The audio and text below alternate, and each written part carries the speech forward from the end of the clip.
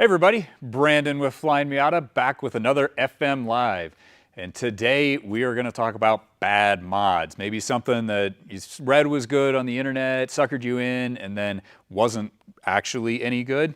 We're going to maybe try to help save you from some of those issues. Now, as always, you have questions, drop them in the comments. If you agree with us, let us know. If you disagree or have your own bad mods that we missed, drop them in there, let us know. We always love to see that stuff and answer any questions. As always, horizontal 4K video tomorrow. So if you don't like vertical videos, no worries. If you like this kind of video, make sure to subscribe. Okay, now I will preface this. You know, it's really weird. We don't actually have a lot of bad modifications in the building. So these are good examples, mostly, of modifications that could potentially be bad. So most, but not all, of these products are actually good products. So we'll start it off. Bad mod number one is a cold air intake as opposed to a cold air intake without the quotation marks. So what we call a filter on a stick. So basically, if you have a tube that goes across your engine and a filter on the other end of it, that's not really a good modification. So that's going to suck in a lot of hot air, and hot air does not have as much oxygen in it, and oxygen is what actually burns in your engine. So that's what makes power. So we want true cold air.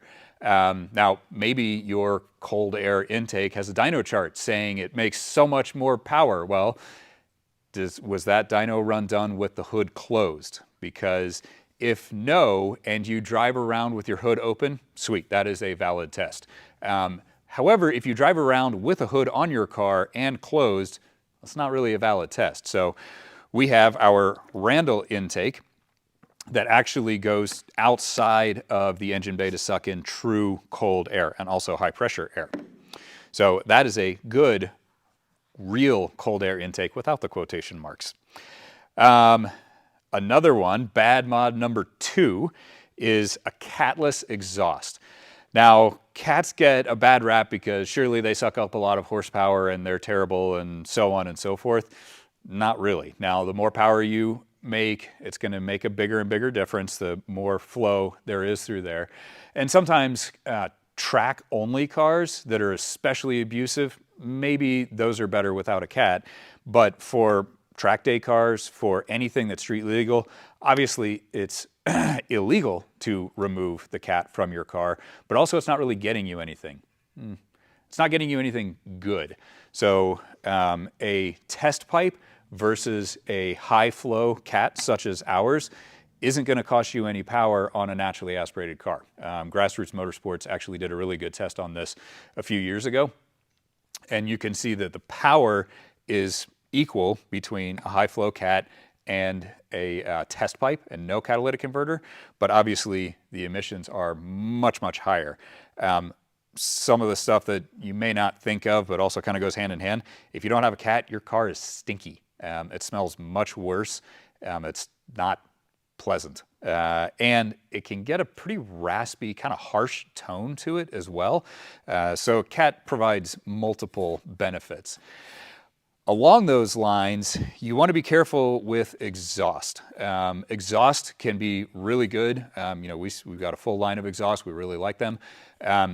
Make sure, you know, generally speaking, don't buy exhaust, at least on a Miata, to make a boatload of power.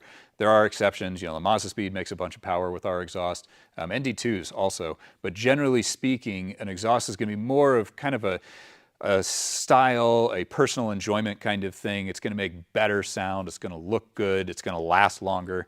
It might make a little bit of power, but it's not going to make a giant amount of power. But you want to be careful because if you get the wrong exhaust, it can be really loud. It can be really droney.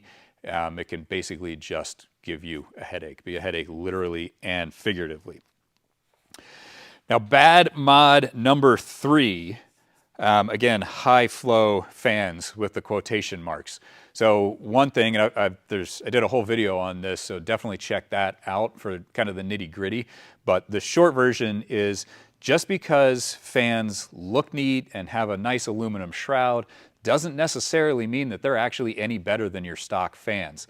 So Mazda did a very good job designing the car. They took care of a lot of things for us, and they did things intelligently. Like, for example, fans are working against pressure because you have heat exchangers in front of them. So if your fan does not have enough torque to pull air through the heat exchangers, or at least pull it through at a greater rate than stock, then it's either equal to stock or worse than stock. We've actually had customers show up here and are overheating with aftermarket fans when they weren't with stock fans. Now, obviously, all of our fans do not fit that description. They all do pull quite a bit more than stock at the static pressures that we're dealing with when we're pulling through the heat exchangers. So this is one thing that I've said many times in the past, but the short version is, if your fan setup that you're looking at says I flow a bazillion CFM, but doesn't tell you what pressure that's at, it's garbage. That information doesn't mean anything, and it is highly, highly suspect. So bad mod number 4, lightweight flywheels. Now, we really like lightweight flywheels around here, but you have to be careful with them. If you go too light, the car can be really difficult to get started from a stop. Excuse me, you can get some bad NVH, noise, vibration, and harshness. So basically, when you're in gear, the clutch is engaged, and you come off the throttle, then it's just going to be a rattling sound from the transmission. Now, some of that, with our flywheels, you might get a little bit of it, but with a light flywheel, you'll get a lot of it, to the point where it's really pretty disrupting and irritating. Now, if this is a full-bore track car, cool, doesn't matter. If it's something that you actually want to be reasonably streetable, that very much does matter.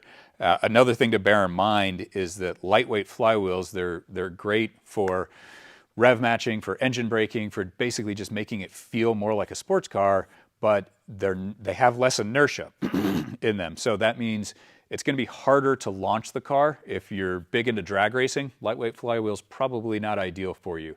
If you have idle issues, you're kind of borderline, maybe you've got an old school supercharger that has an air-to-air intercooler, so now you've got a much bigger throttled volume, so your car is a little more borderline on whether it's going to stay running with idle issues and that kind of thing. A lightweight flywheel is going to make that even worse. So you want to be careful with that and go with lighter but not lightest, generally speaking. Coilovers. This is a fun one. So now by coilovers, yes, pedantic internet person, your stock Miata did come with coilovers, but we're using the vernacular here, meaning a threaded body with a threaded spring perch, not simply the fact that your spring coil is over your shock. So the first question to ask yourself is, do you actually need coilovers? Why are you buying them? What is the advantage there? So I say that because the main advantage typically to coilovers is adjustable ride height. Now, that is fantastic for the ability to corner weight the car, but is that something that you need? It may be, but that's not really going to make any kind of difference for a street car, but it is going to make a significant difference for a track and a race car.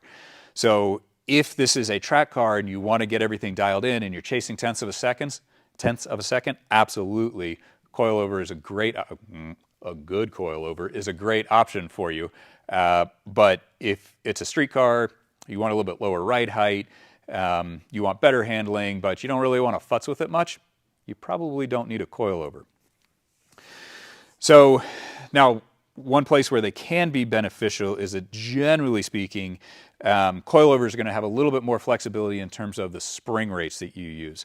So they may have better valving or a broader range of valving, because you have to make sure that the valving in your shock is sufficient to handle the spring that you put on it.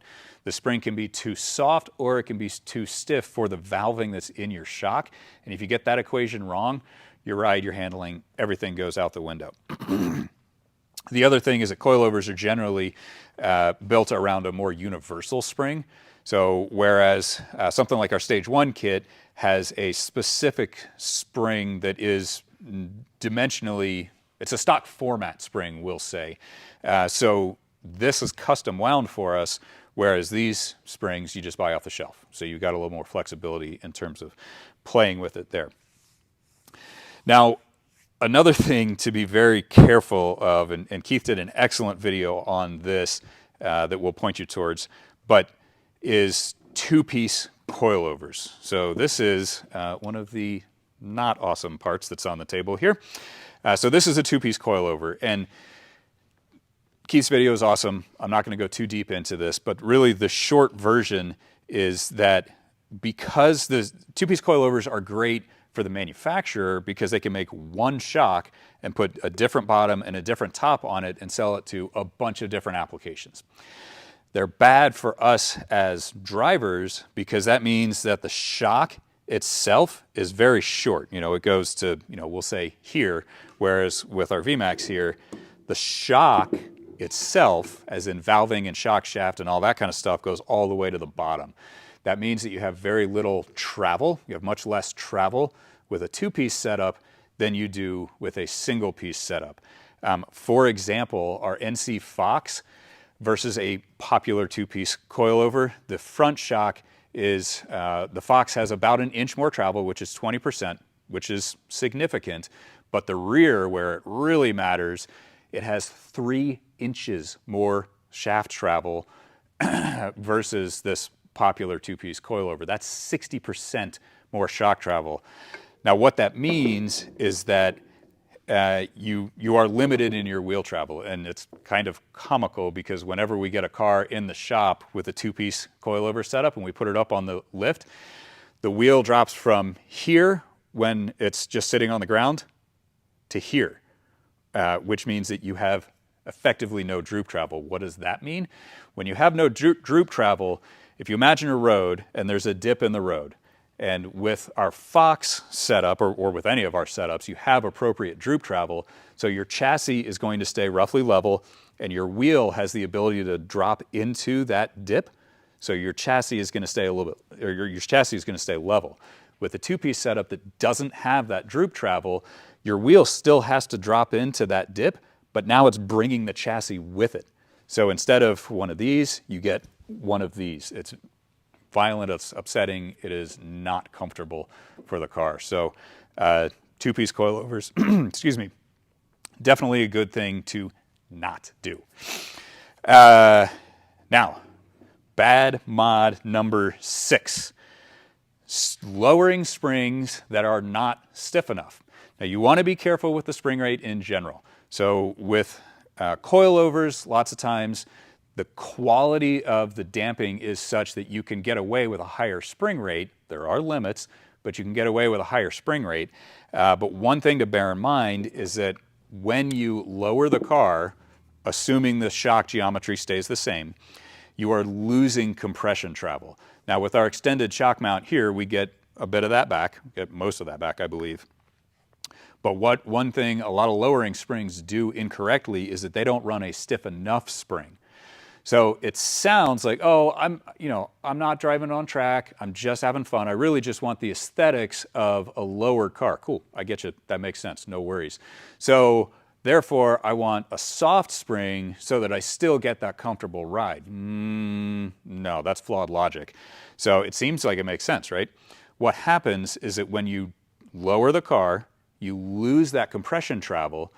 And if you lose that compression travel and you don't increase the spring rate, all you do is sit on the bump stops. So basically, you went from from being able to compress the shock this much to now you can only compress it this much, but you don't have anything to keep you from compressing it enough. So you're just hitting the bump stops all the time. Miatas are very limited in travel, particularly in the rear. And your butt is really close to those rear wheels, so you feel it when you hit a bump hard. And with too soft of a spring rate, you're going to hit the bump stops much more frequently and harder. So don't go too soft on your lowering springs. The corollary to that is that you can't put lowering springs on stock shocks or stock damping shocks, which is why we do not sell our lowering springs, which do have an appropriately but not overly stiffer spring rate than stock, but you need better damping to go along with that. So we sell them as a package with our Coney Sport shocks. There are other shocks that these springs will work with, but not stock shocks. So you cannot put our springs on stock shocks or any other shock that is intended for the stock spring rate. Coney Streets, Coney Special Actives, they're great shocks. We really like those. Use them with stock springs. Do not use them with our springs. They won't work. So, bad mod number 7, poly bushings. Now, as ever, this requires some explanation. So, there are lots of poly bushings out there, and they can be good for certain applications, but you want to be careful with them. So there are poly bushings that are used in motor mounts. Those are great for holding your engine in place and not letting them move around. They're also excellent at shaking out your fillings. So you want to be very careful with that and what your use case is. Is this a drift car? Sweet. Those should probably work really, really well for you. Is this a daily driver, canyon carver, needs to be reasonably comfortable kind of thing?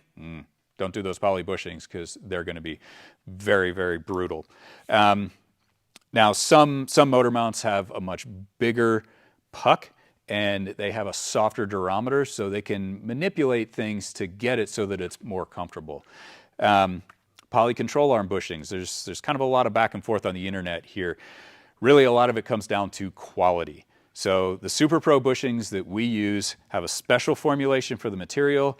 They've got physical details to help retain the grease. They use a very high-end, fancy grease. So they're great. We don't have squeaking issues with them. They've got a lifetime warranty for the bushing, but also against noise. So it's basically just a non-issue. If you get the generic cheap stuff, probably not the case. You can keep them from squeaking if you lube them regularly, but is that a thing that you want to do? It's up to you. All right, bad mod number, what am I on? 8? End links. So the stock end links are either going to have a rubber bushing on the NA, or ball joints on every other generation. Now, a lot of aftermarket end links will use Heim joints or rose joints, and they work fine. They can be a good option for a limited time. So the problem is that those wear out. They're underneath a car. They're, unless it's a track car where it's getting constant maintenance, never really driven in any kind of dirt or rain or anything like that. And if anything wears out, it gets replaced. If that doesn't describe you, you need some kind of sealing to keep that joint together and slop free for as long as possible. And that's what a ball joint is. It has the boot on here. These are our end links, of course. So they're sealed up. They are tight to start off with. They stay tight.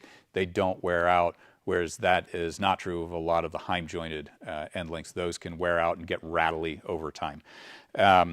Rattly is more annoying than catastrophic, but it's not a good thing. It's kind of the short version. Okay, bad mod number 9, shock tower braces. So for one, a rear shock tower brace makes all the sense in the world for a Civic hatch that has no structure between the shock towers at the back of the car, or strut towers, I suppose. But a Miata has a lot of structure actually in the back. So they're shiny jewelry, but they're not really actually doing anything for the structure of the car. Front shock tower brace, on the other hand, can make a big difference to the structure of the car, the rigidity of the steering, and it is a pretty easy upgrade and also a beneficial one. But you got to do the right thing, as ever. So I have an example here for you. This is our shock tower brace. It's intelligently designed. It's made with stiff materials. The load paths have been considered, all that. It is very, very stiff. I don't think it's moving at all doing that. This is a Brand X shock tower brace. It has pivots here. This bar would be really strong if it were flipped 90 degrees, but it's not. It's in the wrong orientation. So if I do the same thing and push down on this, I mean, I'm not even trying as hard, and you can see how much it's moving. So one of our lovely coworkers pointed out that it wouldn't be moving so much if it were bolted in place. That is accurate. Also, this is supposed to make the chassis more rigid as opposed to relying on the chassis for its rigidity. So This is another one that you want to be pretty careful about. So you can see it's bending. I'm getting direction on the fly here. Here, we'll make it more visible for you. So you can see how much that moves. So that is a very short list of bad mods. There are a lot more out there, but let's see what the audience has to say. What kind of questions, comments, emotional outbursts do we have? How about roll bars versus style bars? Roll bars versus style bars. You know, that was actually on my list and I cut it for time, so we'll add it back on. Don't buy a style bar. Maybe I shouldn't say that. Be aware of what you're getting into. Style bars are for style only. They provide zero rollover protection, and I would argue that they are going to make your life much worse if you do actually roll over. I am not a fan of them. I would immediately remove one from any car that I bought. If you want aesthetics and you're okay with the risk and you're aware that, you know, the risk is very low and it's definitely not doing anything for you other than style, cool, have that. But be aware of what you're getting into. What about race car versus street car, stripped interior versus full interior? Yeah, so race car versus street car, that's something that I really should have kind of started off with.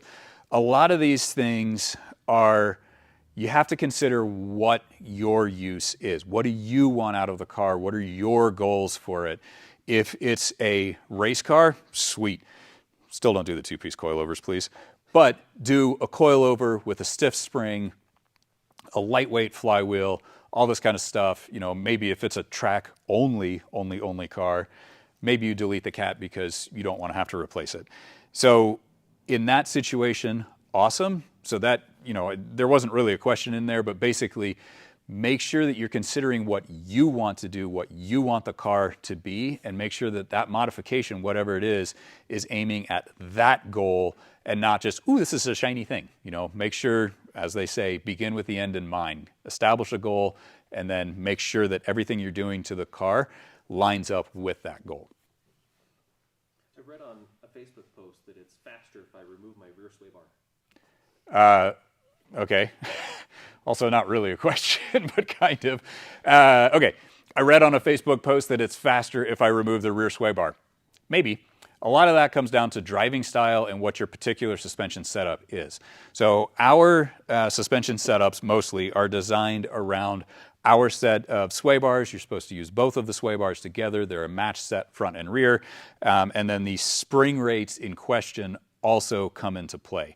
Now, if you took one of our setups and you removed the rear sway bar from it, you are going to end up with a car that does not oversteer kind of at all, which means that it does understeer. Now, if that makes you more comfortable as a driver, if that's better for your specific setup, okay, more power to you. Personally, I don't like that setup. I don't like a wild amount of oversteer, but I like to be able to throttle steer, use the back end of the car, and not just kind of manage the front end as I'm going along. So some of that is personal preference. Some of that is also race class. Some classes allow you to put a new front sway bar, stiffer front sway bar on, but do not allow the same thing for a rear sway bar. So that can be good for responses, but bad for steady state cornering and making the car more likely to understeer. So I heard Rotella is the oil of choice. Okay, I heard Rotella is the oil of choice. This is one that I cannot speak super intelligently on, so I will probably just defer. The short version is make sure that you're doing research into it. It is not intended as a gasoline oil. So there are, I believe, generally, high zinc content. There's going to be some other drawbacks, particularly for emissions equipment and O2 sensors and such. And also there are lots of other really good options out there, such as Redline, that do not have any of those same drawbacks. So no, unless you have a diesel Miata, in which case, sweet, good choice. What about only doing a wing or only doing a splitter? Is that okay? Is that a bad mod? Shouldn't it be balanced? Yeah, so good question. So aero stuff, can I do one end of the car but not the other? There are others out there that can speak more intelligently on this than I, but generally speaking, you want to keep stuff balanced. If you add a wing but do not add a splitter, you're going to get more rear end stability, which is great, but then you're going to lose some front end stability and be more likely to pick up some understeer and that kind of thing. So doing one might be a baby step, but it is a stopgap to having a complete solution because you definitely need both parts on the car in order to get the best result. Miatas are race cars, right? So they should all have short shifter kits. Miatas are race cars, so they should all have short shifter kits. You are absolutely right, which I will refer you back to an earlier comment is why Mazda put one in there in the first place. Personally, I'm not a fan of most short shift kits. It's a personal preference kind of thing. I find that the shift length is great on my stock shifter, and with short shift kits, the effort and the notchiness goes up to a point that I don't really like it. That said, they're also typically not breaking anything. So that gets into more of a subjective personal preference kind of thing, rather than it actually being a bad mod, if that makes sense. I think that we're doing pretty good keeping up anyway. Okay, So, all right. unless you have anything else you... I've got some, yeah, all right. So I've got some questions ahead of time here. If you have more questions, drop them in. We won't stop until you stop. Okay, so at what point have I used too many chassis braces so that it results in an unnecessary weight gain?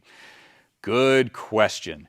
So some of that is kind of subjective, I guess. What I would say is don't double up on bracing and consider your concept. So I'm trying to think of how you could double up. If you, man, I'm kind of striking out. So basically, I really like a stiff chassis. It gives a better platform to the, it gives a better platform for the suspension to work off of. Fewer rattles and creaks. It just makes it feel a lot better. So I would do it all, and the weight gain is not substantial, not huge. But again, I can't come up with an example. But you know, don't put 2 shock tower braces on the car. That's not physically possible. But say it was, you know, 2 is probably not going to be much, if any, benefit to 1, assuming that it's a good one. So be careful with that. Yes. The shock tower brace versus fender brace, maybe.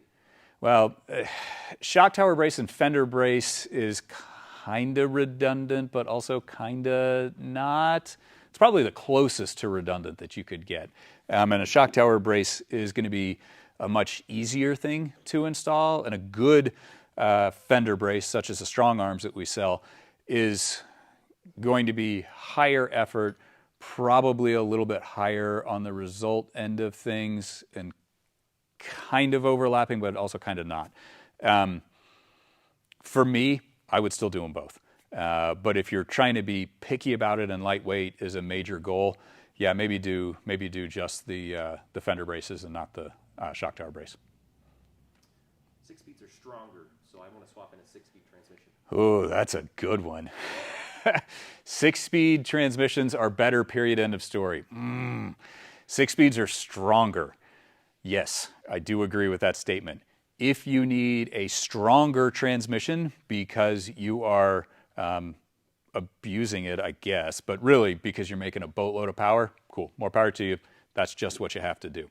I'm not a huge fan of the 6-speed. The shift quality isn't quite as good, and it's just geared shorter. I believe, isn't it like a Mazda speed is actually, from a gearing standpoint, one of the slowest Miatas out there. We're ignoring horsepower limitations. We're just looking at gearing. Because the 6-speed is geared shorter all the way around, including the top gear, than a 5-speed. So what I find particularly, Logan behind the camera drives a Mazda speed, so he doesn't like this conversation. But particularly at our local track, I'm always in between gears. It's way too high, but if I shift into the next gear, it's not quite high enough in RPM. So 6-speed, absolutely if you need it for strength handling. If you don't need it for strength handling, talking NA and B here, I would stick with a 5-speed. that is a little bit subjective, but also a little not. Okay, I'm going to keep going down my list, but again, you guys have more. Let me know. Okay, what about weight gain from upgraded performance parts? Another excellent question. So you want to make sure that whatever the weight gain is, it is worth it to you. The chassis bracing is a good example. Excuse me, a stiffer chassis to work from so that the chassis deflects less and your suspension does exactly what it's supposed to do and doesn't have to worry about this other undefined spring that is the chassis flopping about. That is a good thing. It does come with a little bit of a weight penalty. So how focused are you on the weight? Why do you need it as light as possible? What kind of offsets do you have to that weight? You know, horsepower is an offset in terms of straight line, but horsepower is not an offset to weight gain in terms of cornering. You know, go drive a Challenger down a mountain road and then drive a Miata and tell me which one you enjoy more. So you want to be careful. Weight gain is not necessarily the devil to an extent, but you want to be very careful about that and make sure you're making it intelligently, making those choices intelligently. Is there such a thing as too big, brakes that are too big? Another good question. I'm proud of you guys. Yes, I would say there is. So the bigger the brake, the heavier the brake. Now that does come with an advantage in terms of thermal mass. So it's going to postpone overheating the brakes that much more, but it also means that you have to use that much bigger of a wheel and so on and so forth. And what do you actually need? You know, like our 6-piston brake kit is great, works totally fine on street cars. It's overkill for most people too. And, you know, in terms of a driver feel on a street car, you're not really going to get much of an advantage with a 6-piston over the 4-piston because they both have a similar pedal feel, which is really, really nice, even on a street car. But that additional friction area and thermal capacity and so on isn't really going to be an advantage unless you really have the power and also the place to safely use the power to take advantage of it. So V8 track car, absolutely, you need that. Daily driver street car that never goes on track, our little big brake kit is an awesome upgrade. The 6-piston would work fine, but you don't really need it. Bigger rotors, again, if you have a need for that thermal capacity because you're going so fast, because, well, I can't remember the math, but basically speed is a bigger effect on braking input, stress on your brakes, we'll say, than weight. So if you're going fast enough to need a bigger rotor, then cool, you have to make those compromises, bigger wheels and so on and so forth. But if you don't, then you don't. So don't make your rotating assembly, your unsprung weight heavier than it really needs to be for your application. That's, again, that's really what it comes down to. Is there are bad modifications, just poorly engineered stuff, but for the most part, it is making sure that you're choosing the right parts for your application and your use. Yes, Mike? The internet tells me that my 1.6 is junk and I should swap it to a 1.8 immediately. Okay, so Ethan says that the 1.6 is junk and the internet says he should swap it to a 1.8. And his feelings are hurt by this comment. So that's another subjective. It comes down to your goals and that kind of thing. The 1.6 is fun. It's revvy. There are a lot of people that absolutely love the engine. I do really like the engine as well. Also, doesn't make a ton of power. Also, if you throw the same amount of money at a 1.8 and a 1.6, you're going to have more lag and less power on a 1.6. It's just physics. So is a 1.6 terrible? No. Is a short nose 1.6 terrible? I would also argue no. My wife had one with 250,000 miles on it and it was totally fine. You just have to be more careful with your maintenance.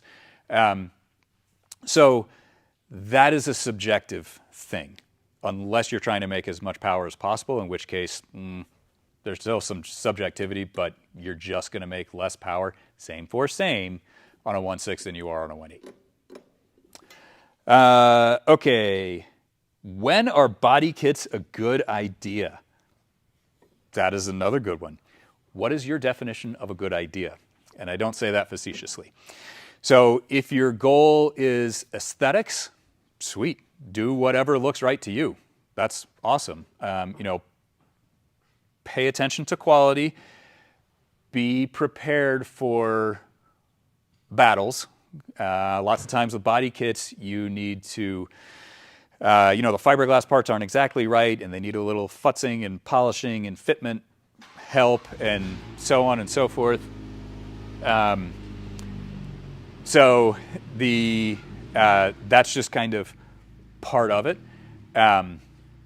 But be prepared for that. From a strictly functional standpoint, that's going to be a little harder to define. Do you have wider wheels, higher offsets, so everything is stuck out, and now you need to cover those wheels? Okay, that's part of the equation. Do you need as much cooling air through the heat exchangers in the front of the car as possible? That's another part of the equation. So there's kind of two very different ways to look at that, aesthetics or functional. Functional is a little bit harder to justify, but you can make those justifications in specific situations.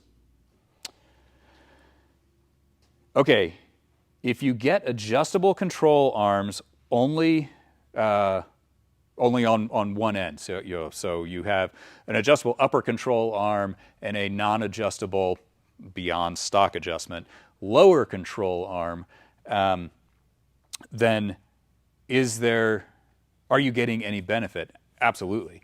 So the benefit is in the adjustment, and you don't necessarily need to match adjustment upper and lower. If you have an upper control arm, say we're talking about the front, and you have an upper control arm that has additional adjustment in it, and then you have a lower control arm that also has additional adjustment in it, now you just have double the adjustment, and you probably didn't need that.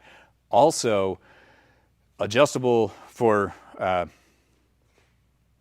kind of rear, but really for front control arms, adjustable lowers make me nervous because there's a lot of load going through one point, your ball joint there. So if you've got an eccentric at the end or something like that, then that is carrying a lot of load that it wasn't really intended to carry.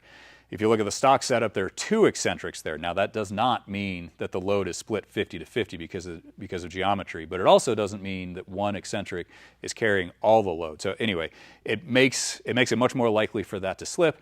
So if it were me and I needed additional camber, I would very specifically only do an adjustable upper control arm, and I wouldn't do the lower adjustable control arm.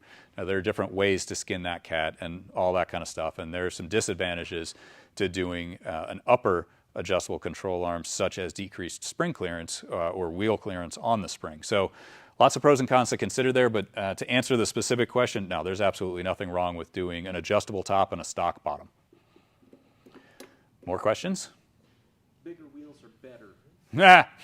Sorry. Bigger wheels are better. Nope. So there are advantages. Brake clearance, stiffer sidewalls, so sharper reactions, also stiffer sidewalls, and decreased ride comfort. But there is more weight, and that's the big one. The wheel weight matters. That's a thing for everyone. So it matters from two reasons. One of them is rotational weight. So if you've ever taken a bicycle wheel, you spin it and you hold onto it, and then you try to change its direction, the bigger and heavier that wheel is, the more it does not want to change direction. So vice versa, the lighter and smaller that wheel is, the more it is willing to change direction. And since we are looking at nimble, fun sports cars that react exactly to our inputs, we don't want something that's going to be really sluggish and hesitant to react, so we don't want that heavy wheel. The other thing there is unsprung weight. So kind of going back to my example with the coilovers, but basically, if you look at the chassis, that is sprung weight because the wheel, let me start over again. The wheel follows the contours of the road. It has to be on the road at all times, or that's the goal. So it is unsprung weight because it's following every little dip, undulation, everything. And the goal is that the chassis is unsprung weight because the chassis is staying stable and the wheel is moving up and down because the suspension is damping that out. Now, what that actually means is the wheel is going to take a big hit and then the suspension is going to kind of gently do one of these. So the shock absorber is going to absorb the shock. And I'm not going to get into the semantics there. But point being, the lighter your unsprung weight is, the better it will follow those undulations in the road without kind of exaggerating the effects, I suppose you could say. And rotational weight is that much more that you have to slow down with your brakes. So lighter wheels equals that much less that you're stopping with your brakes. More? I think we're doing pretty good. Okay. Unless you've got more that you want to talk about. I do not. My list is done. I'm getting some shrugs. All right. I think that means that we will call it. All right. So to wrap it up, Mazda did a really, really good job on all of these cars. If you're going to modify anything, consider what you're doing, whether it's an advantage over what Mazda did and how it's an advantage, and again, whether that's an advantage for you and your use and your application, because what's amazing for this person will be absolutely terrible for that person because their uses are opposite. So pay attention to that. Don't modify something unless it needs to be modified for, maybe Mazda didn't get that part right, or I want to do this, or, this part's worn out and I'm going to put a better one on, or whatever. Some parts are just poorly engineered, but a lot of parts are poorly chosen. So be careful with that. So how did we do? If we did well, give us a like. If we didn't, drop it in the comments. Do you have other things that should have been on the list? Do you disagree with what we have on the list? Let us know. That's what the comments are for. And if you like this kind of thing, be sure to subscribe. We do this every week. So we will see you next week.